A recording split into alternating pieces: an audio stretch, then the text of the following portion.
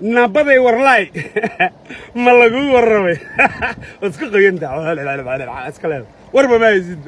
naba lagu warramay wiilkii xunka Uhuru ina Kenyatta inuu yiri badan aniga iskale way waxba nixin waxa la Kenyatta ku kaajayni dhageyso وقعت ويزيد في النورتان الجسمك هذا يا دت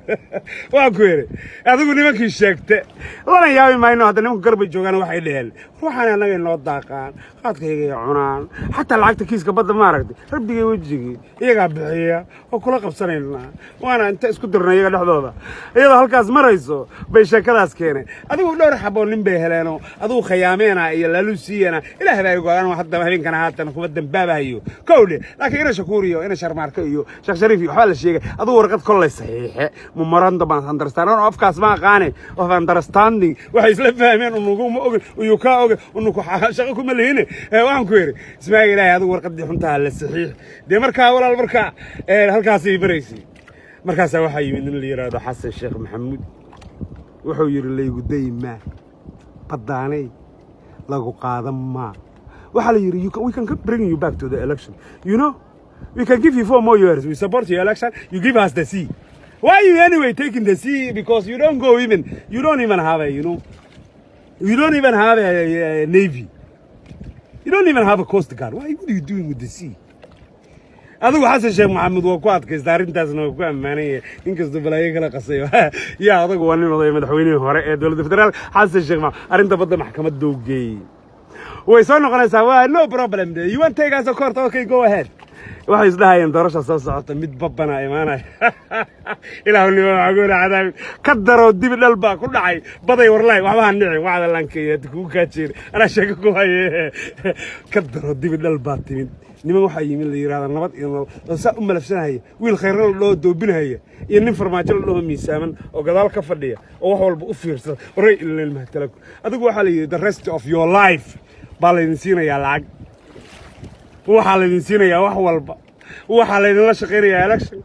waxa bababa ka soo noqda kiiska badda ilaahay ka tahay dheen waa isqaadeen African Union bay u tageen yaadiis waxa la yiri nimanka naga qabta African Union baa tiro walaalihiin wada hadla ilaahay ka tahay dheen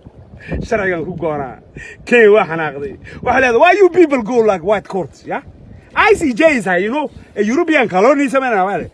we can talk يا وشيء وايد إيجا لفتكوا إيران كحرة إنه كعلم جري هذا أنا كوا رميه بركة أرنتي نمكن نمدي نورنا واديين وحول بالوير حاجة كم مرة وهنجب وهبع كي أنا اسمعي لهاي المقطع اللي ممكن أنت هتتكلمي كران رسالتك كلام ما نسيس لاين وحول بس سياسة دقن بين طلع لقب صديق بقى يجي لقى أوهي international eyes waxa loo tusay hadda Kenya inay khaldan tahay adduunweynuhu hadda wuxuu u jeedaa Kenya in lalush we can talk why we go ICJ we can talk about that in our guriga gardenkeena ay behind the jikada soo gala fadhiga suuqankeena wixii dhan adduunka diid marka walaalay baday hawal walin waad isku qoyanaan doontaa meeshaada joogi ciyaalkaas liidama waxa cid kale ku iimaaneen marka xaaladda hadda halkaas ay maraysaa waxay dhaheen anaa ku warramayo cid ku warranta maad heline ma aqaan si aad ii fahmaysid iska qoyanta laba baad saga haysaa marka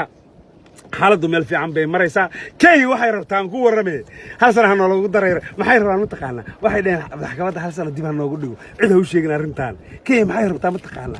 nabad iyo nolol markay dhacdo inay madaxweyne cusub ay dhahaan annaga nala wada hadal ilaahu niyo xogay cadaay marka arrintaas oo qosla waxaysan ogeyn nabad iyo nolol 4 sano dambeynay soo noqonayso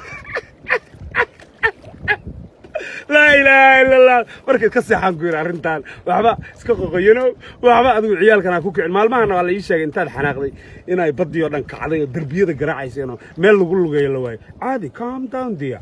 calm down you know you're not going anywhere baby we are here our last man our last breath we will defend you yeah